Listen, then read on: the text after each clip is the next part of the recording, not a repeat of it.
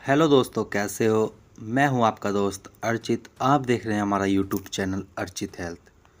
तो दोस्तों, आज मैं आपको बताऊंगा, हमारे पास एक भाई का कमेंट आया था अर्चित हेल्थ यूट्यूब चैनल पर कि सर जी 0 से लेकर 4 मंथ का बच्चा है और उसकी आल ड्रॉप की बारे में बताइए।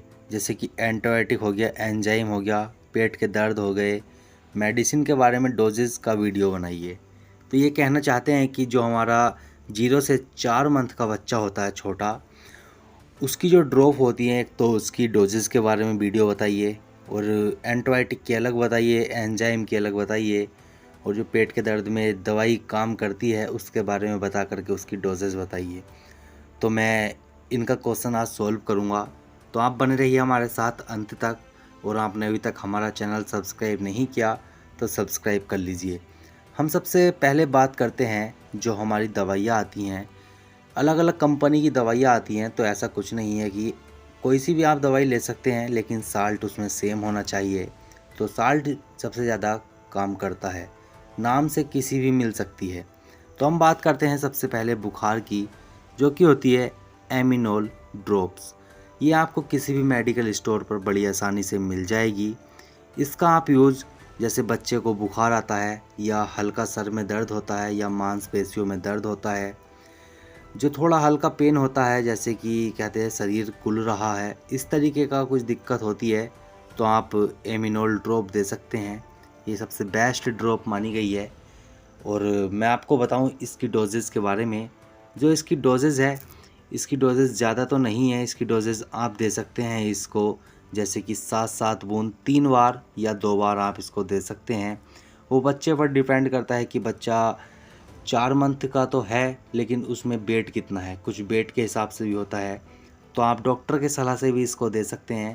पहले तो आप इसको 7-7 बूंद 2 समय देने की जारी रखें और फिर डॉक्टर से सलाह ले सकते हैं। बात आती है फिर, जैसे बच्चे को हो सकता है कि उल्टी भी आना स्टार्ट हो जाए, उल्टी की बीमारी हो जाती है, तो इसमें आती है ग्रेनी फोर्स ड्रॉप, जो कि काफ़ी बेस्ट है। इसकी भी सेम डोज है, आप 7-7 बूंद 3 या 2 समय दे सकते हैं। वैसे 3 टाइम भी दोगे तो आपको कोई दिक्कत नहीं है, ज़्यादातर आप 3 टाइम ही देना, क्योंकि सुबह, दोपहर और शाम को आप इसकी 7-7 बूंद आसानी से दे सकते हैं, कोई दिक्कत होने वाली बात नहीं है। बात करी जाए पेट के दर्द में कौन सी दवाई हम देंगे। पेट के दर्द में आती है एक कोलिस्पास ड्रॉप, जिसकी भी हम 7-7 बूंदें दिन में 2 या 3 बार दे सकते हैं। वो आपको डॉक्टर बता देंगे। जब आप कभी किसी बच्चे की मेडिसिन लगाओ या मेडिसिन दो, तो पहले डॉक्टर से परामर्श करना आपके लिए सबसे अच्छा रहेगा। मैं तो आपसे यही सलाह दूंगा, लेकिन हम बता रहे हैं आपकी जानकारी के लिए, आप 7-7 बूंद दिन में 2 या 3 बार दे सकते हैं। और अब आते हैं, जो हमारे बैक्टीरिया हो जाते हैं शरीर में, जैसे बुखार आता है तो कुछ एंटीबायोटिक भी लगते हैं। तो एक एंटीबायोटिक आता है गुड सेफ के नाम से, जिसमें होता है सिफोडोक्सिम। तो ये काफ़ी अच्छा एंटीबायोटिक है, इसको आप कैसे यूज कर सकते हैं। तो इसकी डोजेज़ अलग हो जाएंगी। आपको याद रखना है, जितने भी एंटीबायोटिक होते हैं इसको आप सुबह और शाम ही दें। दोपहर में इसका कोई कार्य नहीं होता। डॉक्टर कहते हैं तो आप ज़रूर दें, लेकिन हमारे हिसाब से तो आप सुबह और शाम 7-7 बूंद दे सकते हैं। जो ड्रॉप आती है उसमें दवाई को लेना है और 7-7 बूंद डालना है। तो आप ये बात हमेशा ध्यान रखना, जितने भी एंटीबायोटिक होते हैं इसको आप 2 समय ही लें, और डॉक्टर के परामर्श से इसको आप ले सकते हैं। और बात करी जाए, जैसे एंजाइम के सिरप आते हैं काफ़ी सारे, जैसे अरिस्टोजाइम ड्रॉप हो गई, इसको भी आप 7-7 बूंद 3 टाइम ले सकते हैं। ऐसा नहीं है कि 2 टाइम भी आप इसको ले सकते हैं कि बिल्कुल 3 टाइम लेना है। अपने बच्चे के हिसाब से, कितना वेट है, डॉक्टर के हिसाब से आप ले सकते हैं।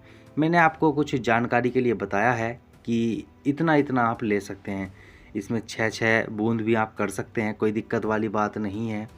लेकिन डोजेज जब बच्चे को लगेगी तभी बच्चा ठीक हो पाएगा। ऐसा नहीं है कि आप सोच रहे हो कि मैंने 7-7 बताई, आप 3-3 बूंद दे रहे हैं, तो ऐसे में डोजेज बच्चे को नहीं लगेगी, तो इससे बच्चा जल्दी भी ठीक नहीं होगा।